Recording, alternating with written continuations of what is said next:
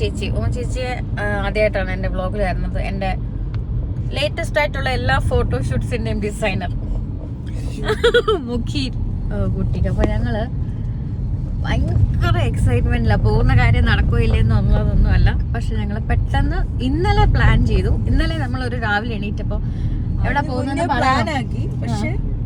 Plan stop ചെയ്യേണ്ടി വന്നു. Plan ഒന്നും അങ്ങനെ നടന്നില്ല. ഞങ്ങള് ഭയങ്കര സങ്കടപ്പെട്ടു. നമുക്ക് പോകാനൊന്നും പറ്റില്ലല്ലോ അങ്ങനെയൊക്കെ വിചാരിച്ചിരുന്നു. പക്ഷെ ഇന്നലെ രാവിലെ ചായയൊക്കെ കുടിച്ച് ഞാനിങ്ങനെ ബ്രേക്ക്ഫാസ്റ്റ് കഴിച്ചിരുന്നപ്പോ പെട്ടെന്നൊരു വീഡിയോ കണ്ടു. എനിക്ക് പെട്ടെന്ന് വെച്ചാൽ ഇന്നങ്ങ് പോയാലോ എന്ന് വിചാരിച്ചു. ഞാൻ പെട്ടെന്ന് ഉച്ചയായപ്പോ ടിൻഡു ചേച്ചിയെ വിളിക്കുന്നു. ടിൻഡു ചേച്ചി ഉമ്മ ചേച്ചിയെ വിളിക്കുന്നു. ഒരു 12:30 കഴിഞ്ഞപ്പോ ഈ സ്റ്റാർട്ട് അല്ലേ. എല്ലാം ചെടപടയെന്നായിരുന്നു. ഒന്നും ആർക്കും ചിന്തിക്കാനുള്ളൊരു സമയം പോലും കൊടുത്തില്ല. V R on the way to Kumbh Mela. നമുക്ക് സത്യം പറഞ്ഞാൽ ഫസ്റ്റ് ടൈമാണ് ഇങ്ങനെ ഒരു റിസ്ക് എടുത്ത് പോകുന്നത്. നമുക്ക് ഫ്ലൈറ്റ് നോക്കി. ഫ്ലൈറ്റ് അത്യാവശ്യം നല്ല എക്സ്പെൻസീവ് ആയിരുന്നു. അതുകൊണ്ട് തന്നെ നമ്മളത് വിട്ടു. ട്രെയിൻ ടിക്കറ്റ് ഇല്ല. പിന്നെ we finally decided on road പോകാമെന്ന് വിചാരിച്ചു. ഞങ്ങൾ ടിൻഡു ചേച്ചിയുടെ വണ്ടിയിൽ V3. അപ്പം ഇന്നലെ നമുക്ക് വ്ളോഗൊന്നും എടുക്കാനുള്ള മാനസികാവസ്ഥ ഇല്ലായിരുന്നു. കാരണം ഏതെന്നൊന്നും അറിയാത്തൊരവസ്ഥയായിരുന്നു. പെട്ടെന്ന് അങ്ങ് ഇറങ്ങി. പക്ഷെ അപ്പം നമുക്ക് അങ്ങനെ വ്ളോഗ് എടുക്കാനുള്ള മൈൻഡ് പോയില്ല. പക്ഷെ ഇന്ന് രാവിലെ മസ്റ്റായിട്ട് എടുക്കണമെന്ന് ഞാൻ വിചാരിച്ചു. So we have started our journey. ഞങ്ങൾ മധുരയിൽ ഇന്നലെ സ്റ്റേ ചെയ്തു.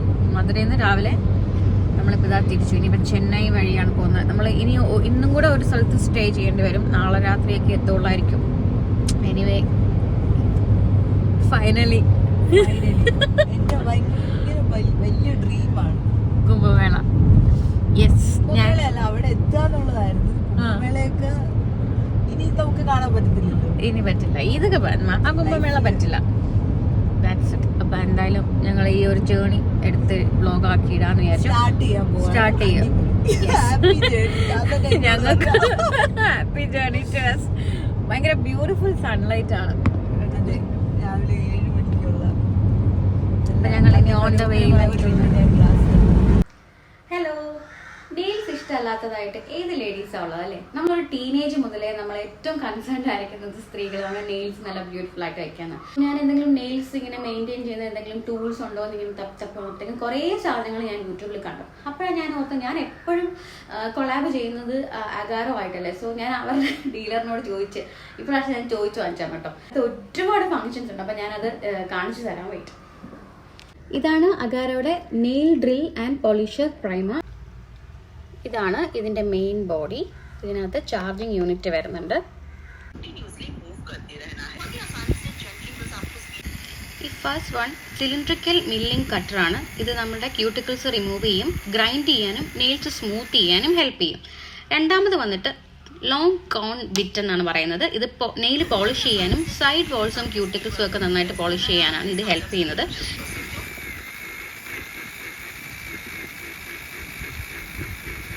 ഇത് നീഡിൽ ബിറ്റാണ്. ഇത് നമ്മുടെ നെയിൽസിനെ കാവ് ചെയ്യാനും കോർണേഴ്സ് ഒക്കെ ഫില്ല് ചെയ്യാനും ഹെൽപ്പ് ചെയ്യും.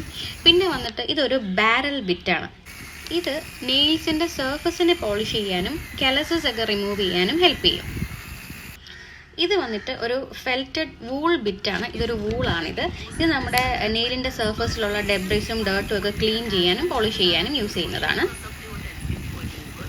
ഇത് വന്നിട്ട് സഫയർ കോൺ ബിറ്റ്. ഇത് removes calluses, dead skin and shapens thin nails ഉള്ളതൊക്കെ ഷേപ്പ് ചെയ്യാൻ വേണ്ടിയിട്ടാണ് ഈ ഒരു ഇത് യൂസ് ചെയ്യുന്നത്.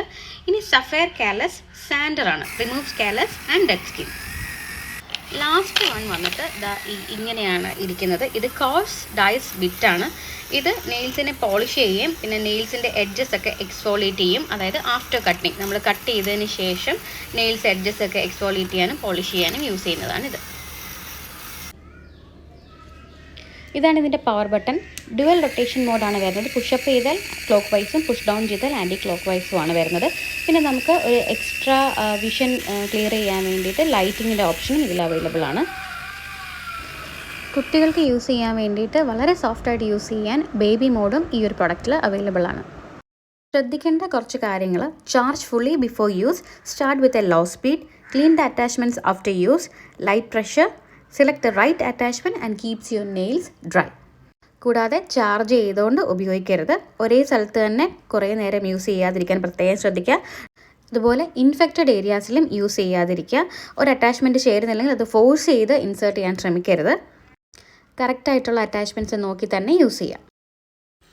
Anyway this is the best product four A nail lover. കാരണം നമുക്ക് നെയിൽസിന് വേണ്ട എല്ലാ കാര്യങ്ങളും ഒറ്റ മെഷീനിൽ അവൈലബിൾ ആണ്. നമുക്ക് ഷേപ്പ് ചെയ്യാം, ക്ലീൻ ചെയ്യാം, ഹൈജീനിന് എല്ലാം വേണ്ടിയിട്ട് നമുക്ക് യൂസ് ചെയ്യാൻ പറ്റുന്ന ഒരു അടിപൊളി അഫോർഡബിൾ പ്രൈസിൽ കിട്ടുന്ന ഒരു പ്രോഡക്റ്റാണിത്. അപ്പം മസ്റ്റ് ബൈ ആണ്. അപ്പോൾ ഞാൻ എൻ്റെ ഡീറ്റെയിൽസ് എല്ലാം ഡിസ്ക്രിപ്ഷനിൽ കൊടുത്തേക്കാം. വാങ്ങിക്കാനുള്ള ലിങ്കും ഡിസ്ക്രിപ്ഷനിൽ കൊടുത്തേക്കാം. ചെക്ക് ചെയ്തോളൂ.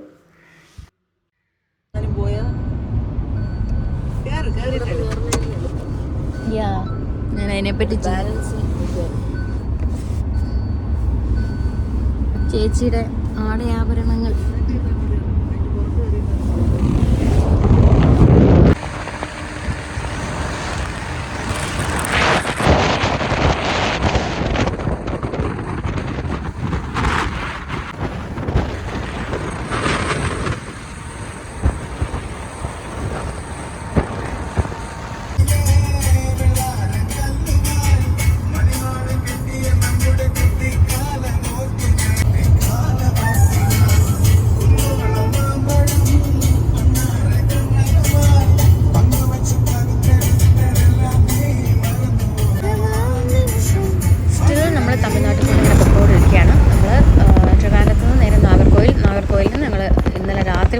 സ്റ്റേ എടുത്തു.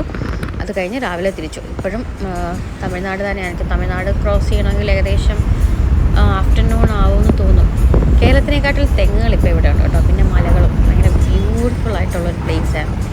അതുമാത്രമല്ല ഡ്രൈവ് ചെയ്യാൻ വേണ്ടിയിട്ട് പക്ക റോഡുകൾ. എനിക്കും ഡ്രൈവിങ് ഇഷ്ടമുള്ളവർക്ക് റിയലി വർത്ത് ഈ ഒരു വഴിയിൽ വരികയാണ്.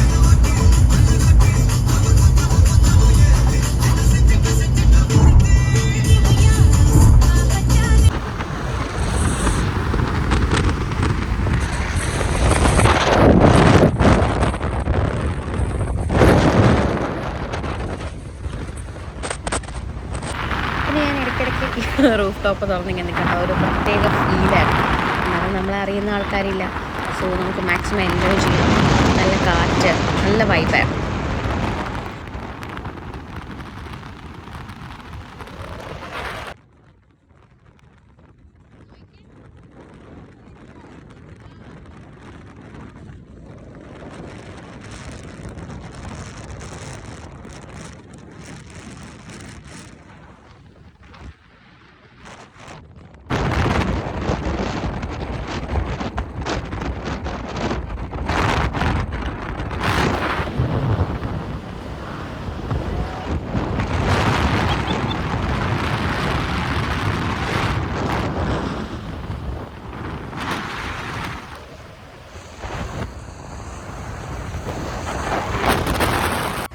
കുറച്ച് ദൂരം പോയപ്പോൾ ഞങ്ങൾ കണ്ട കാഴ്ചയാണ് ഈ ആൻറ്റി. ഇപ്പോൾ ഇങ്ങനെ പെട്ടെന്ന് വീഡിയോ എടുത്തപ്പോഴത്തേക്കും പുള്ളിക്കാരി അറ്റ്ലീസ്റ്റ് ഒന്ന് കുനിഞ്ഞങ്ങൾ നിന്ന് ഇങ്ങനെ എണീറ്റ് നിൽക്കുമായിരുന്നു.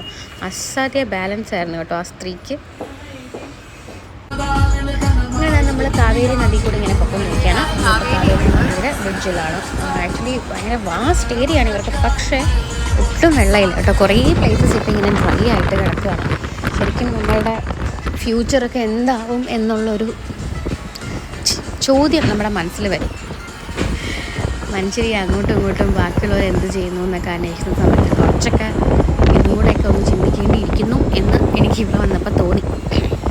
പിന്നെ നമ്മൾ കുറച്ചുകൂടെ മുന്നോട്ട് പോയിട്ട് ഞങ്ങളിങ്ങനെ ബ്രേക്ക്ഫാസ്റ്റിനുള്ള കാര്യങ്ങളൊക്കെ നോക്കി ഒരു ഹോട്ടൽ കണ്ടുപിടിച്ചു. ഫൈനലി ഞങ്ങൾ കാര്യങ്ങളായിരുന്നു നല്ലതാണോ ഇല്ലെന്ന്. കാരണം ഇതൊക്കെ ഇവിടെ ഉള്ളൂ. ആൻഡ് ഫൈനലി നമ്മളകത്ത് കയറി. ഭയങ്കര ഭക്തിസാന്ദ്രമായൊരു ഹോട്ടലായിരുന്നു കേട്ടോ. പക്ഷേ ഫുഡും നല്ലതായിരുന്നു. അത്യാവശ്യം നല്ല ഫുഡായിരുന്നു. നല്ല ചമ്മന്തി, ദോശ ഒക്കെ അടിപൊളിയായിരുന്നു.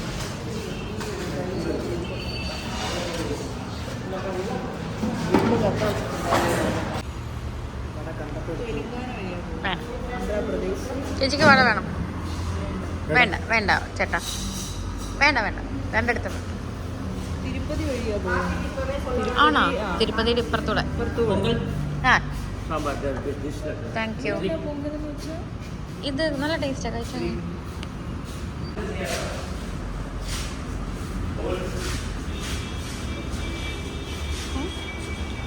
തരാം.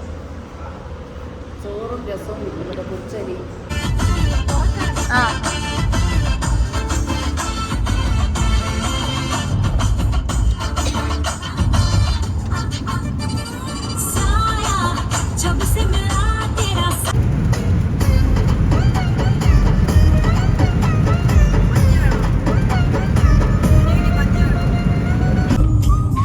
കുറച്ച് ദൂരം എത്തിയപ്പോഴത്തേക്കും ചെന്നൈ റോഡ് ആദ്യം കാണിച്ചിട്ട് പിന്നെ ഒരു ലെഫ്റ്റ് ഡീവിയേഷൻ എടുത്ത് വിട്ട് ഞങ്ങളിപ്പോൾ ഏതോ കുഗ്രാമത്തിൽ കൂടെ ഒക്കെ പൊയ്ക്കൊണ്ടിരിക്കുകയാണ്. ആക്ച്വലി നമുക്കിത് എവിടെ ചെല്ലുമെന്ന് പോലും അറിഞ്ഞൂടാ. ഒരു മനുഷ്യജീവിയൊക്കെ വല്ലപ്പോഴും കണ്ട് കിട്ടിയാൽ കിട്ടി. പക്ഷെ ഭയങ്കര റൂറൽ ഏരിയ ആയിരുന്നു. പക്ഷെ നല്ലതായിട്ട് എൻജോയ് ചെയ്തു. കുറച്ച് നമ്മളിപ്പം ഒരു ഉച്ചയ്ക്ക് ഒരു 11 ആ ഒരു സമയമായിരുന്നു. അങ്ങനെ ഞങ്ങൾ ഒരു കരിക്ക് കുടിക്കാൻ വേണ്ടി ഇവിടെ നിർത്തിയപ്പോഴാണ് ഈ ട്രാക്ടർ പ്ലവിങ് നിൽക്കുന്നത്. ഞാനിതൊക്കെ ഇങ്ങനെ അടുത്തൊക്കെ ആദ്യമായിട്ടാണ് കാണുന്നത്. പഠിച്ചിട്ടുണ്ടെങ്കിലും ഇതാണ് പ്ലവിങ് മെഷീൻ.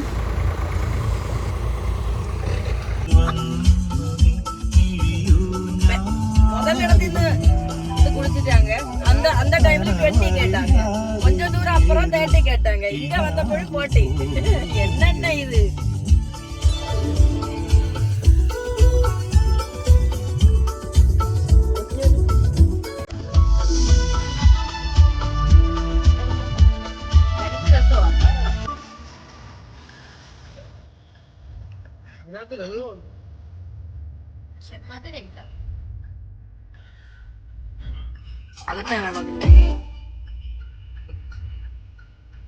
വെള്ളം കുടിക്കണം, അതോടെ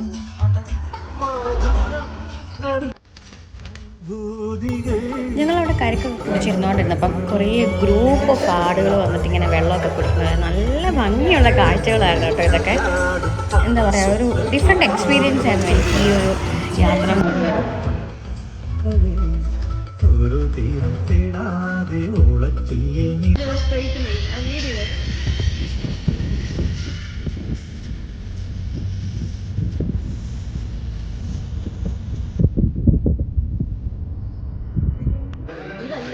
ഇതാണ് ഇവിടുത്തെ മീൽസ് അല്ലേ? പെട്ടെന്ന് മീൽസ് എന്ന് പറഞ്ഞിട്ട് കൊണ്ട് തന്നത് ഇതാണ്. ഒന്ന് പേടിച്ചെങ്കിലും പിന്നീട് അവർ ടേസ്റ്റ് ചെയ്യാൻ വെജ് ബിരിയാണി തന്നതിന് സൂപ്പുണ്ട്. അത്യാവശ്യം നല്ല രീതിയിലുള്ള ഒരു ബീഡ. ഇതെന്താ പായസം?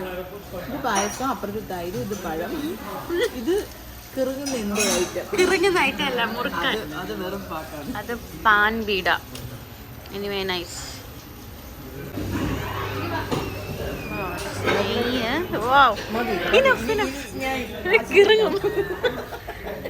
ഇതിന്റെ പൊടി ഇടണമ.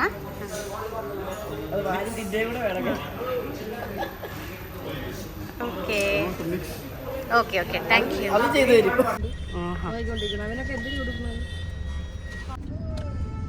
പൈസക്ക് വേണ്ടിട്ടാണേ, കൊടുക്കണ്ട. ഇവിടെയുള്ള എല്ലാ ആൾക്കാരും അങ്ങനെയാണ് കേട്ടോ. ഓ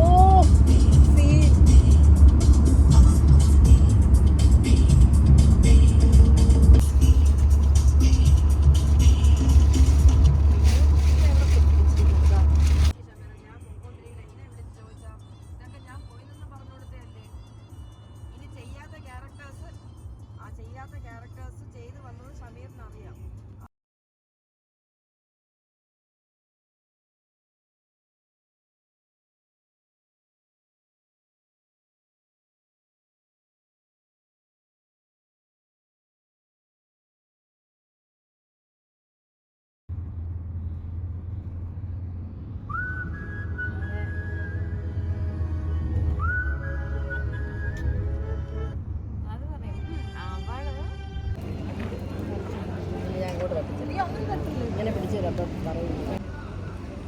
താങ്ക് യു.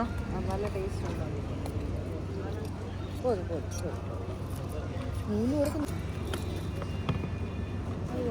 Thank you. ഏത്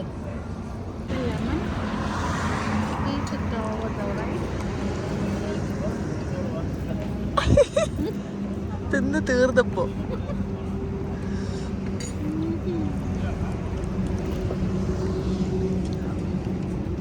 ഫുഡ് അല്ലേ? Specially I mean love with Andhra food. തിരിച്ചു വരുന്നവർ ഞാൻ പറഞ്ഞിട്ടുണ്ട്, ആന്ധ്രയിൽ നിന്ന് കഴിച്ചിട്ട് വേണം തിരിച്ചു പോകാൻ.